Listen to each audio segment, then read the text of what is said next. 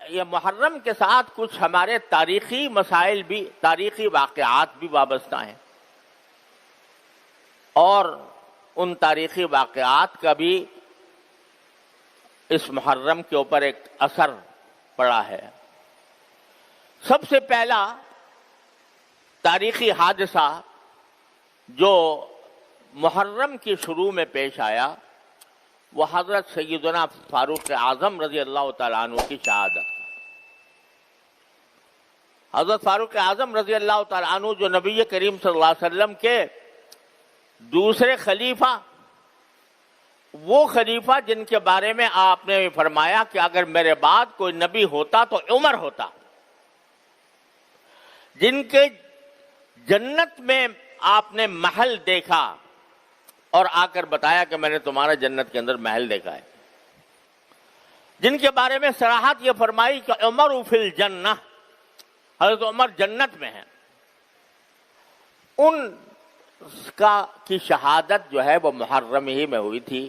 محرم کی ابتدا میں، یکم محرم کو۔ ایک یہودی یا نصرانی تھا یا بنیاد یہودی تھا، اس نے چھپ کر حضرت فاروق اعظم رضی اللہ تعالیٰ عنہ پر وار کیا تھا جبکہ آپ نماز فجر کے لیے تشریف لائے تھے، اور اسی وار کے نتیجے میں حضرت فاروق اعظم رضی اللہ تعالیٰ عنہ کی پھر وفات ہوئی۔ یہ افسوسناک اور اندوہناک اور ملت کے لیے عظیم سانحہ وہ اسی محرم میں پیش آیا۔ پھر دوسرا عظیم سانحہ جو خاص عاشورہ میں پیش آیا وہ حضرت سیدنا حسین رضی اللہ تعالیٰ عنہ کی شہادت۔ نبی کریم سرور دو عالم صلی اللہ علیہ وسلم کے نواسے، جن کو آپ نے جنت کا ریحان قرار دیا، جنت کا پھول قرار دیا، جن کے بارے میں آپ نے فرمایا کہ اہل جنت کے نوجوانوں کے سردار ہوں گے، اور جن کی ساتھ آپ نے محبت کرتے ہوئے فرمایا کہ یا اللہ میں ان سے محبت کرتا ہوں، جو ان سے محبت کرے اللہ آپ بھی اس سے محبت کریں،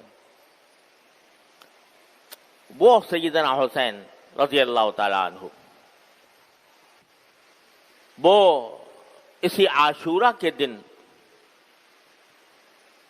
ظالمانہ طور پر ان کو شہید کیا گیا، وہ شہید مظلوم بنے اسی عاشورہ کے دن، اور اس کی وجہ سے یہ بھی ایک فضیلت ہے حضرت حسین رضی اللہ تعالیٰ عنہ کی کہ اللہ تعالیٰ نے ان کی شہادت کے لیے عاشورہ کا دن منتخب فرمایا، جو ایک مبارک دن تھا۔ بعض لوگ یہ سمجھتے ہیں کہ عاشورہ کی جو فضیلت ہے یا اس کا جو تقدس ہے یا اس کی جو اہمیت ہے وہ حضرت سیدنا حسین رضی اللہ تعالیٰ عنہ کی شہادت کی وجہ سے ہے۔ ایسا نہیں ہے، عاشورہ کا تقدس اور احترام تو پہلے سے چلا آتا تھا، رسول کریم صلی اللہ علیہ وسلم نے اس کو بیان فرمایا تھا، لیکن حضرت حسین سیدنا حسین رضی اللہ تعالیٰ عنہ کی یہ فضیلت ہے، ان کے مناقب میں یہ شمار کرنا چاہیے کہ اللہ تعالیٰ نے ان کی شہادت کے لیے ایک ایسا دن مقرر فرمایا یوم عاشوراء کہ اس میں شہادت ہوئی، اور مظلومانہ دو طریقے سے۔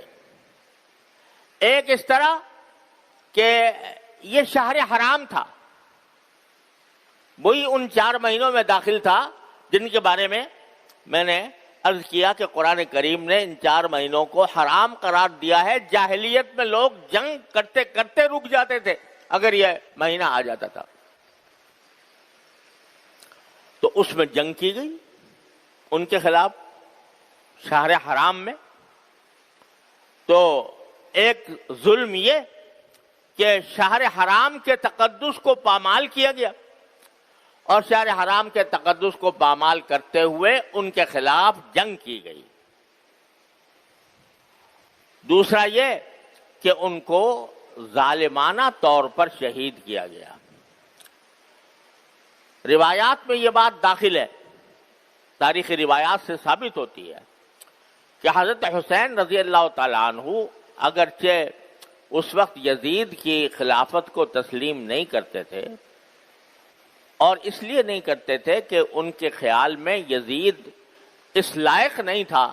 کہ وہ اسلامی امت کا سربراہ بنے، اور ان کو کچھ منکرات شرعیہ بھی ان پر ظاہر ہوئے تھے کہ یہ منکرات شرعیہ کا ارتکاب ہو رہا ہے، تو اس کے خلاف حضرت سیدنا حسین رضی اللہ تعالیٰ عنہ نے یہ سفر کیا تھا۔ لیکن جب ان کا محاصرہ کر لیا گیا اور ان کو آگے بڑھنے سے روک دیا گیا، تو اس وقت حضرت سیدنا حسین رضی اللہ تعالیٰ عنہ نے یہ فرمایا تھا کہ میں جنگ کرنے کے لیے نہیں آیا، میں ایک اس بات پر احتجاج کرنے کے لیے آیا ہوں کہ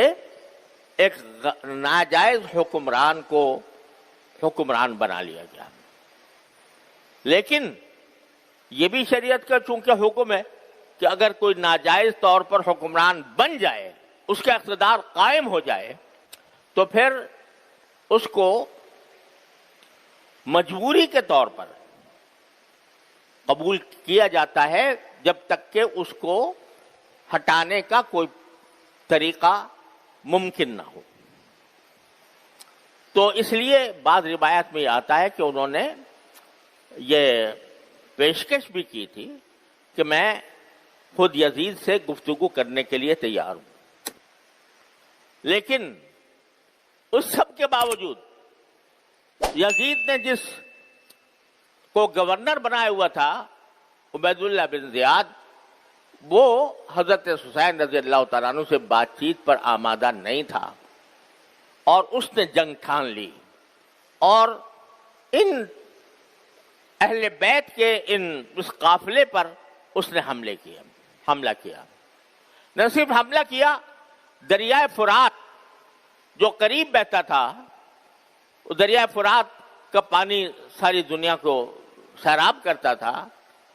اس کا راستہ بند کر دیا تاکہ ان کو پانی نہ ملے۔ تو یہ ساری ظالمانہ حرکتیں عبید اللہ بن زیاد نے کی، اور پھر یزید نے اس کے اوپر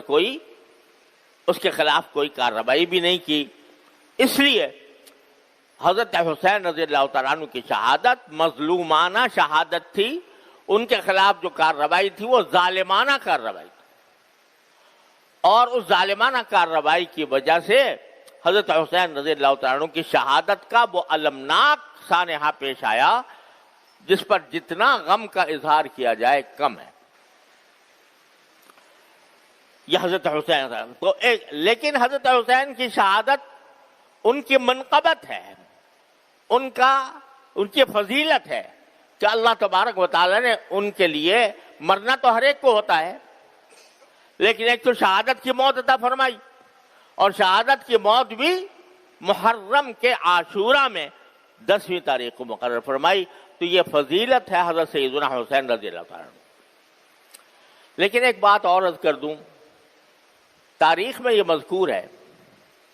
کہ چونکہ حضرت حسین رضی اللہ تعالیٰ عنہ کو کچھ اندازہ ہو گیا تھا کہ یہ لوگ مجھے چھوڑیں گے نہیں، تو اس وقت شہادت سے 1-2 روز پہلے انہوں نے خطبہ دیا، اور اس خطبے میں لوگوں کو جو وصیتیں کی، ان میں ایک وصیت یہ بھی ہے کہ میں اگر شہید ہو گیا تو میرے شہادت کے اوپر تم ماتم نہ کرنا، تم نوحہ نہ کرنا، تم میری شہادت کے اوپر، میرے دنیا سے جانے کے اوپر وہ جاہلیت کے طریقے اختیار نہ کرنا جو جاہلیت میں تھے، اور رسول کریم صلی اللہ علیہ وسلم نے ان کو ممنوع کر دیا تھا۔ جاہلیت میں جب کسی کا انتقال ہوتا تھا تو جتنا بڑا آدمی ہے اسی کے حساب سے اس پر ماتم ہوتا تھا، اس کے گریبان چاک کیے جاتے تھے، اس میں خود سر پر مٹیاں ڈالی جاتی تھیں، اور خدا جانے کیا کیا حرکتیں، اور رو رو کر نوحہ کیا جاتا تھا۔ نوحہ کے معنی ہوتے ہیں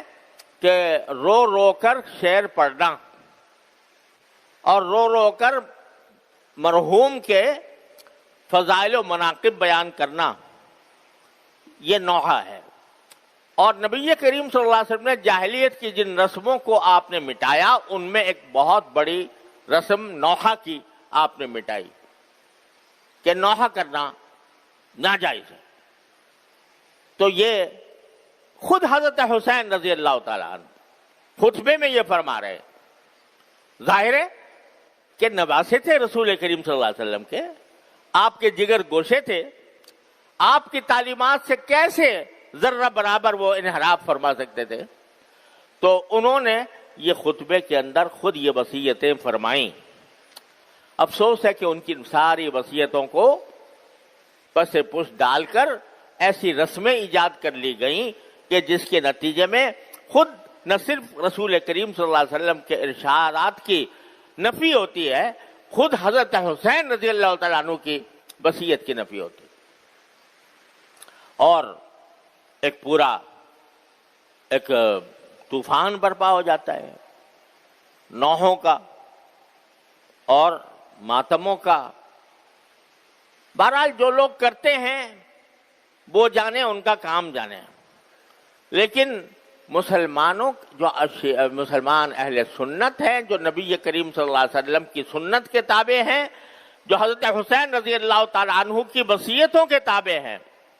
ان کو اس قسم کی مجالس میں جہاں یہ نوحہ ہوتا ہو یا جہاں ان کے حضرت حسین کی وصیتوں کے خلاف ورزی کی جاتی ہو, وہاں ایک